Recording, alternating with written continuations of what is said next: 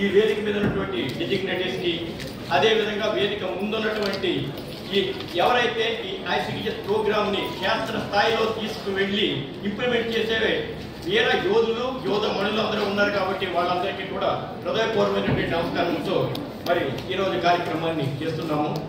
ముందే అడిగాము, మీరు టిఫిన్ చేసి వచ్చారా అని. అండ్ అలర్ట్నెస్, ఆ అలర్ట్నెస్ ఎప్పుడైతే ఉందో ఆటోమేటికల్ గా ఈ ప్రోగ్రామ్ ని ముందుకి మరింత సొంతంగా తీసుకెళ్ళడానికి అవకాశం ఉంటుందనే ఉద్దేశంతో చేపడుతుంది. మీరు ఒక విషయం తెలుసా మీకు? జాతి నిర్మాణంలో భాగస్వామ్యులైనటువంటి కార్యకర్తలు మీరు. ఎందుకో తెలుసా?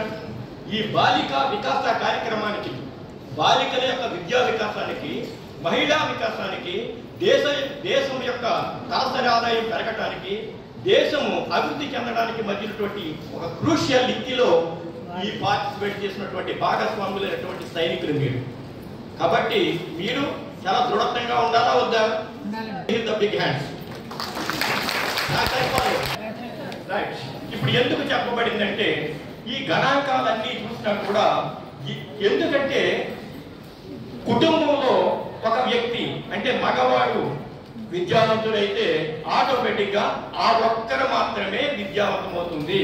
అదే కుటుంబంలో ఒక స్త్రీ విద్యావంతురాలైతే మొత్తం ఆ కుటుంబం మాత్రమే కూడా ఆటోమేటిక్ గా విద్యావంతం అవుతుంది.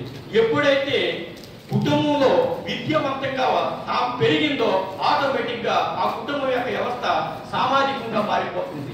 ఎప్పుడైతే సామాజికంగా అభివృద్ధి చెందిందో ఆటోమేటిక్ గా ఆ గ్రామం, ఆ రాష్ట్రం, ఆ దేశం అభివృద్ధి చెందడానికి మూలకమైనటువంటి బేసిక్ స్టెప్. అయితే దురదృష్టవశాత్తు అటువంటి బేసిక్ స్టెప్ లో భాగంగా ఈ 6వ తరగతిలో జాయిన్ అయినటువంటి విద్యార్థుల శాతం ఇప్పుడే ఈ గణాంకాలు చెప్పారు మన భీమారావు గారు. 5 నుంచి 10 తరగతులకు వెళ్ళేటప్పటికి ఇక్కడ 90% ఉన్నటువంటి పాపులేషన్ ఆటోమేటిక్ గా 10th క్లాస్ లోకి వెళ్ళేటప్పటికి ఒక 40% వస్తుంది, 50% వస్తుందంటే వాట్ అబౌట్ ఏమవుతుంది? ఆటోమేటికల్ గా స్కూల్ నుంచి డ్రాప్ అవుట్ గా మిగిలిపోతారు. ఎప్పుడు కూర్చోబెట్టరు.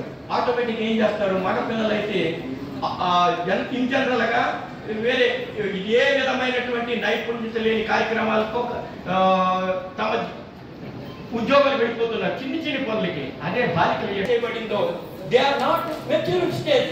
ఆ మెచ్యూరిటీ లేకపోవటం వల్ల భార్యాభర్తల మధ్య అనుబంధం లేకపోవటం అటువండి ఆటోమేటికల్ గా ఆ చైల్డ్ మ్యారేజ్ వల్ల బర్త్ రేట్ చూసుకుంటే ఆ బర్త్ పుట్టినప్పుడు ఆ పిల్లలు పిల్లలు ఎలా పుట్టినారంటే మాల్ న్యూట్రిషన్ తో పుడుతున్నారు.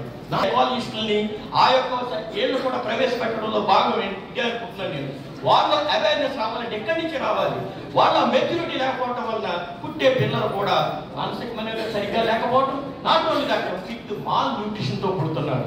ఎప్పుడైతే మాల్ న్యూట్రిషన్ తో పుట్టాడో ఆటోమేటికల్ గా దేశం కూడా ఏంటంటే మంచి ఆరోగ్యకరమైనటువంటి వ్యవస్థను ఇవ్వాల్సినటువంటి వాళ్ళు అటువంటిది కాకుండా వీక్ గా నేషన్ అవటం వలన ఆటోమేటిక్ అక్కడ కూడా మన యొక్క ఆదాయం పడిపోవటంలో కానీ వికాసంలో పొందడం